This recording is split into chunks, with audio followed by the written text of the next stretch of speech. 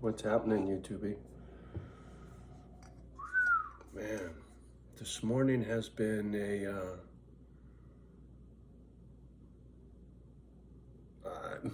once again left a little speechless, reminiscing about where I came from and how I got here and where the hell is here, right? Where am I?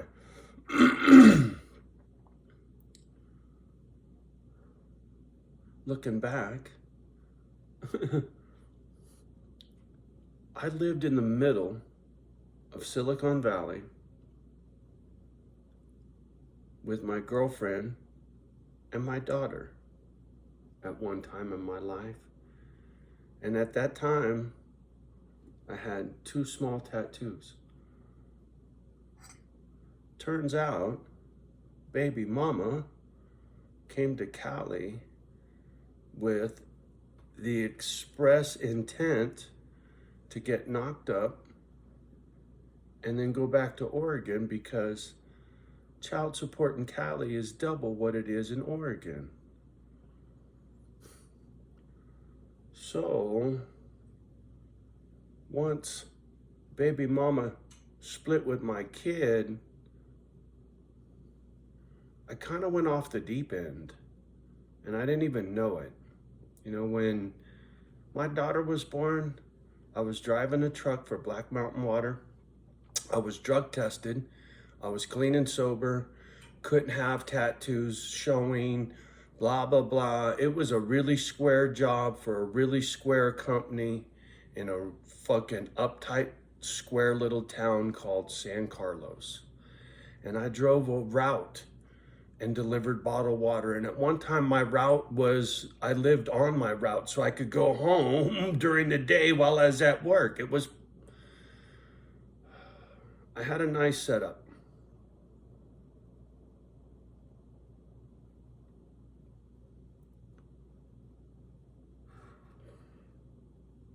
And then it changed.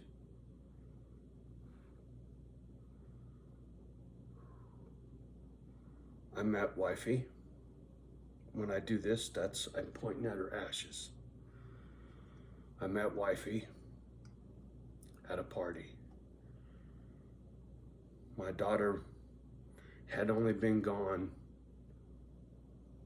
6 months, 3 months, 6 months. She wasn't gone very long. And I met Sonny, and it was whirlwind. She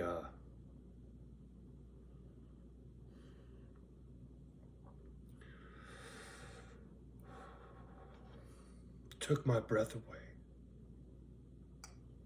She really did.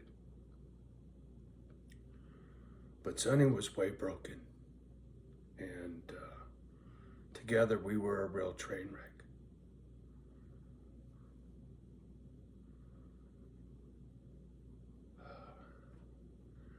That relationship ended when I caught her in this dude's bedroom. I went home, cut my wedding ring in half, and I was divorced.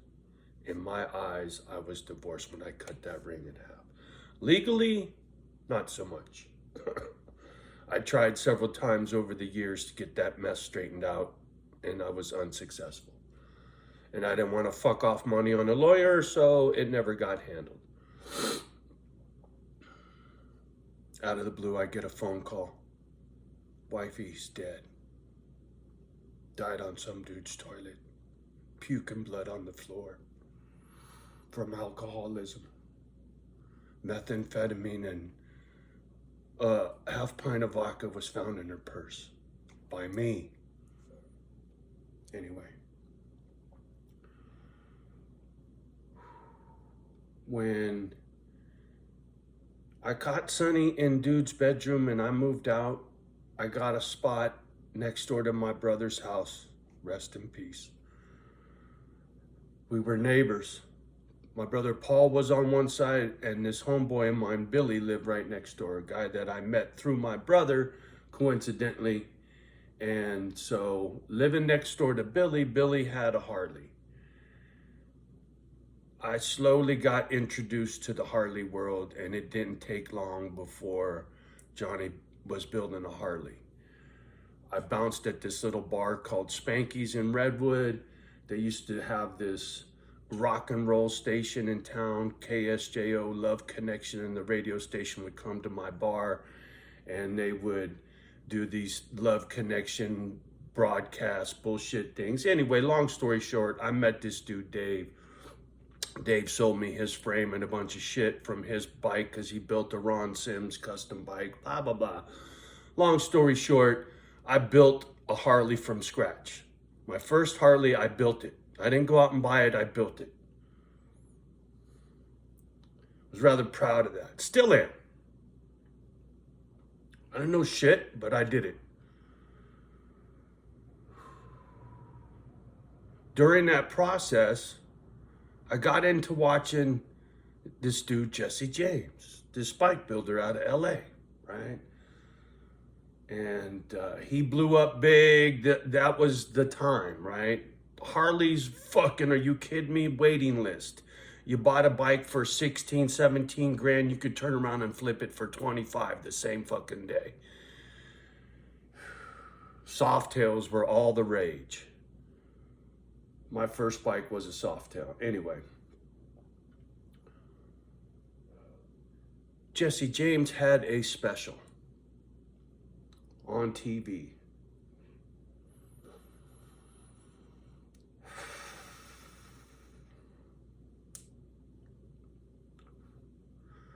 In that special, one of his pit bulls killed the other one. They got in a fight and one died. And it broke his heart.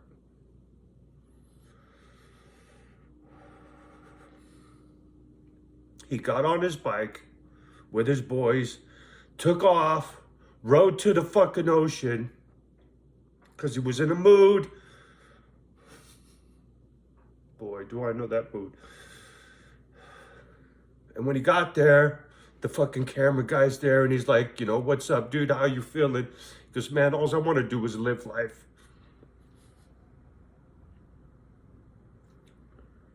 So when I watched that special, I told Dave, I said, dude, I want live life tattooed as big as you can put it right down the front of me. He's like, you sure? I said, yeah, just solid black letters, live life, old English, homie, do this. He goes, damn, dude. I go, and then just do some red highlights in red in the background. I just want red and black. Just fucking live life as big and as fucking bold as you can do it. He's like, all right, dude. He goes, you ready? It's gonna fucking hurt. I said, let's go. So he outlined it, and it was a motherfucker, man. Right here, your ribs, all that shit. Anyway. He goes, dude, why don't we go negative? I go, the fuck you mean negative? He goes, we'll leave the live life empty and we'll fill in everything else. I was like, oh, that sounds cool. I'm not thinking about what was involved in that, right? I could have just had block letters, live life with some red, you know, and I'd been done. But no, I got to get all this other shit in here. Sorry, I'm all fucking estrogen out this morning. Anyway, so when I had Dave tattoo this live life on me, it was right after I caught wifey cheating. I lived next door to Billy. I was doing the Harley thing. I was wrenching at Fred's shop, wrenching on Harleys. Harleys were my, being a biker was gonna be my world, right? That was gonna be my life. I don't know, I just found it, or it found me, and it was like, ooh, fuck, I like this. It was just, I didn't grow up in a biker family, right? It would just, I don't know how to explain it, man. The biker life found me. Anyway. And it'll always be in here. Why do you think there's a Harley in the backyard and there's one in Frisco right now? I'll have a Harley to the day I die. I just hope that's a long time from now.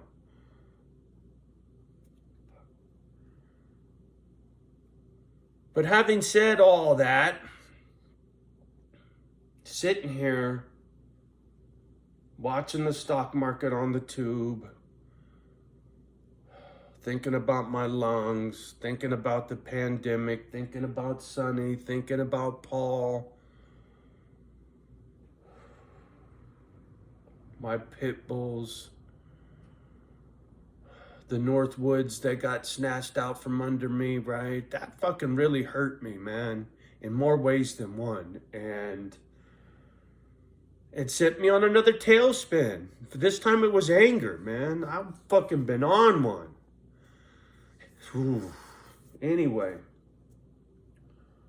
so this morning as I'm figuring all this out and kind of like, oh man, now I understand a little more clearly what the fuck's been going on and why and what really feeds my heart and soul and what angers my heart and soul and what really drives me.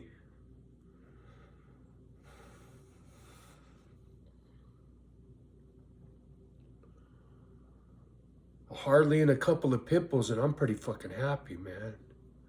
You know, the whole Misfit Island dog rescue thing? I don't know. Maybe I bit off more than I can chew. So, you know, fuck, I'm 60 years old. I'm pretty beat. It should have happened a long time ago. And so now I'm thinking a nice quiet life on the coast somewhere with my 2 dogs and a warehouse and a Harley and just live life, homie.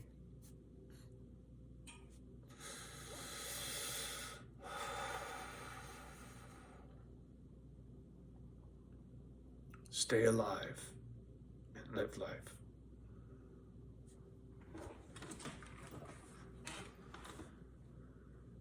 This, unfortunately, is a mainstay in my life because of the world. There was a time I didn't own a gun. No, I lied. I bought a gun when I was 18 and threw it in a drawer and forgot all about it, right? It was a rite of passage. But I was never a big gun guy until the world changed. And then when I tried to be a cop and learned how to use one of these and got more educated about the way shit works in the real world, I realized without one of these, you're at a true disadvantage. This is a deterrent, right? Me showing this in these videos is a deterrent. It's not a brag, it's not a threat, I'm not flashing, I'm not flossing.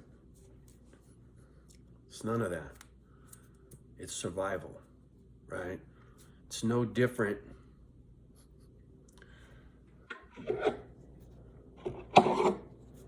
Right? I got them everywhere, man. Don't leave home without, right? It's that little scared kid laying in bed in the foster home, right? The boogeyman is not gonna get me. The boogeyman is not gonna get me, right? It's not gonna happen. And it's not a tough guy thing, and it's not a threatening thing, and it's not a cool thing. It's a Boy Scout thing. It's a be prepared for the dark. I've seen the dark. I've lived with the dark. I've had the dark on me. Weapons are nothing more than protection from the dark.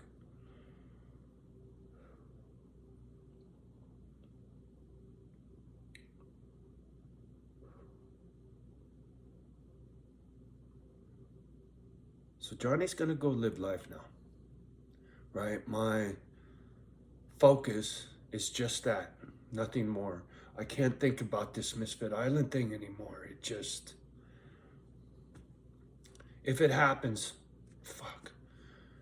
That's mom's briefcase full of money, right? That would be a dream come true, but I can't do that on my own. And I'm on my own, right? This channel has not propelled Misfit Island like I thought it might, right? Watching Watson blow up over the last 2 years gave me hope one day that I would catch heat, right? Watching him gives me hope that something one day. But the thing is, I watched one of his videos and he said his first fucking video went ballistic, right? 1 million views or some shit. So right away, he had something that the world wanted. I don't. I'm honest that way. I don't trip. I'm not trying to be a fucking rock star, motherfucker. I was trying to feed 100 pit bulls. That was my objective, to have 100 dogs. Triple digits. To be able to take care of 100 dogs.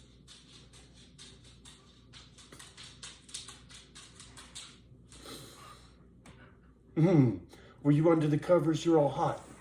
You're panting. It's my little girl. You gonna come say hello? Watch, come here. Kimba. Come on. If Daddy moves far enough. Woo-woo, look. Look. You can't make it up. You can't make it up. What was I just saying?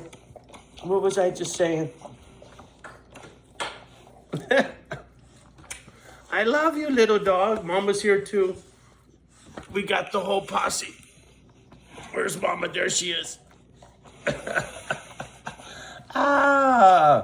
All right, y'all, you get the point, right? Live life, couple of pit bulls, somewhere on the coast, living in an old gas station. You watch. Ow! Mama says, time to go pee-pee. You want to go potty? Do you want to go potty? All right, I got to get my girls out to handle their business. Oh, Kimba, I love you. She's hugging me. I'm not kidding you. She's got 1 foot behind me and 1 in front of me, and she's hugging me. Huh? You hugging Papa? Oh my, and she's like, come on up. All right, y'all. Have a beautiful day. Much love and respect as always. Do me a favor.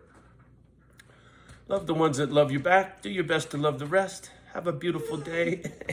We'll talk soon. Peace.